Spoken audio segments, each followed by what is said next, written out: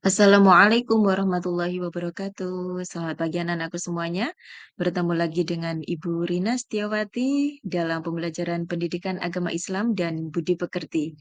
Baiklah anak-anakku semuanya, sebelum kita memulai pembelajaran pada pagi hari ini, marilah kita berdoa terlebih dahulu. Bismillahirrahmanirrahim. Raditu billahi robba, wabil islami dina, wabi muhammadin nabiyya wa rasula. Rabbi zidni ilma, warzuqni fahma, waja'alni minas sholihin. Amin ya rabbal alamin. Anak-anakku semuanya, hari ini kita akan membahas tentang materi saling memaafkan. Anak-anakku semuanya, sebelum kita memasuki materi pada pagi hari ini, marilah kita konsentrasi untuk memfokuskan diri dengan beberapa pertanyaan di bawah ini. Pertama, pernahkah kalian meminta maaf kepada teman? Ibu rasa ini sering kita lakukan, nggih, dalam pergaulan kita sehari-hari. Yang kedua, perilaku apa yang menyebabkan kalian meminta maaf? Ini juga merupakan pengalaman yang berbeda antara satu anak dengan yang lain. Dan bagaimana cara kalian meminta maaf, ini juga tergantung dengan perilaku masing-masing dari kita. Oleh karena itu, kita fokus pada beberapa pertanyaan ini dan akan kita jawab dalam materi berikutnya. Anak-anak semuanya, Ibu memiliki beberapa poster yang lucu. Nanti kita akan membuat poster yang bertema sama, yaitu tentang saling memaafkan setelah kita selesai mempelajari materi pada pagi hari ini. Tahukah kalian apa pengertian saling memaafkan? Ada tiga makna tentang maaf. Yang pertama, permintaan ampun atau penyesalan. Yang kedua, ungkapan permohonan atau permintaan izin untuk melakukan sesuatu. Dan yang ketiga, pembebasan seseorang dari hukuman. Memaafkan berarti memberi ampunan atas kesalahan dan tidak menganggap salah lagi. Berarti sudah saling memberi maaf. Oleh karena itu, saling memaafkan itu melibatkan dua orang atau lebih untuk memberi ampunan dan atas kesalahan satu dengan yang lainnya. Karena ada suatu permasalahan, persoalan, kesalahan, maka saling memaafkan dapat terjadi. Adapun dalil-dalil Al-Quran yang terkait dengan saling memaafkan, yang pertama ada Quran Surat Al-A'raf ayat 199. Jadilah engkau pemaaf dan suruhlah orang mengerjakan yang ma'ruf, serta berpalinglah daripada orang-orang yang bodoh. Maka ini merupakan perintah untuk kita menjadi seorang pemaaf. Karena termasuk orang-orang yang mendapatkan ridhonya ketika kita menjadi seorang yang pemaaf. Yang kedua, surat An-Nur ayat 22.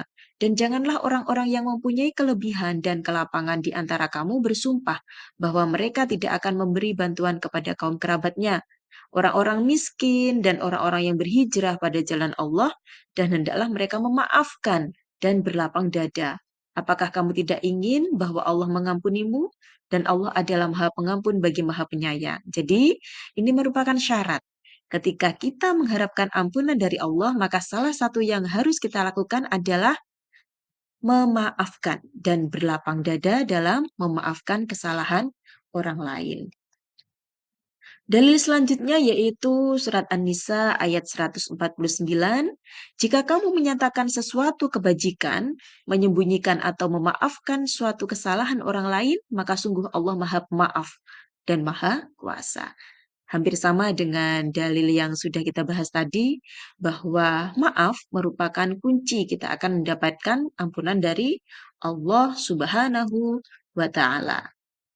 Baiklah anak-anak, adapun adab meminta maaf diantaranya yaitu menyesali perbuatan. Kita harus menyesali atas kesalahan yang kita lakukan. Baru kemudian menghilangkan rasa dendam. Rasa dendam itu bisa merusak hati kita, bisa mengganggu ketenangan jiwa kita. Hindari kata-kata yang membela diri. Ketika kita sudah menyesali dan menghilangkan rasa dendam, maka kita harus menjadi orang yang rendah hati. Menyikapi kesalahan kita, meminta maaf, sehingga kita tidak membela diri bahwa diri kita selalu benar. Memilih waktu yang tepat. Jadi ketika kita membuat kesalahan, cari waktu yang tepat mungkin. Teman kita masih dalam keadaan emosi, maka carilah luang atau waktu yang tepat. Dan jangan lupa memilih kata-kata yang baik. Kata-kata yang baik bisa kita indikasikan pada kata-kata yang sopan, lemah lembut, dan tidak marah. Menjanji tidak mengulanginya.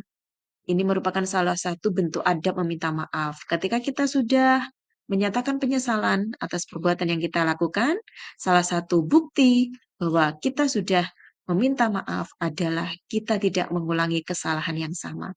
Dan yang terakhir, berdoa dan memohon ampun kepada Allah Subhanahu wa Ta'ala. Ini perlu untuk kita lakukan. Selanjutnya, apa hikmah atau manfaat saling memaafkan? Banyak sekali kemanfaatan bagi orang yang meminta maaf atau bagi yang memaafkan. Ada manfaat atau hikmah yang bisa diambil.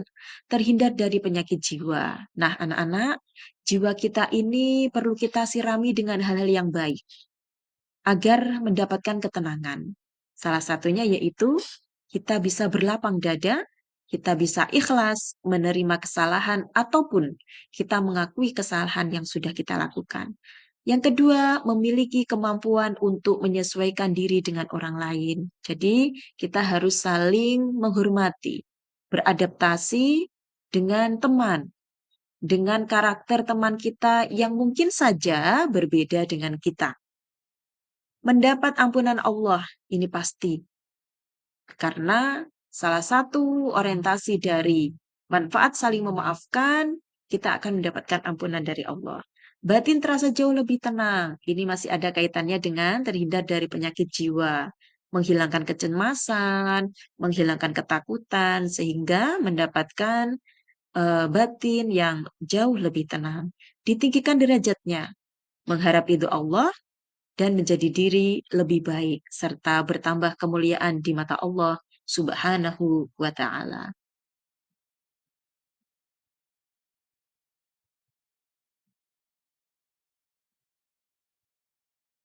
Baiklah anak-anakku semuanya, adapun beberapa hikmah atau manfaat yang lain yang bisa kita peroleh adalah dengan batin terasa jauh lebih tenang karena tidak menyimpan dendam, menjaga silaturahmi, ditinggikan derajatnya oleh Allah dan mengharap ridha Allah. Ini juga masih ada kaitan dengan hikmah atau manfaat yang sebelumnya.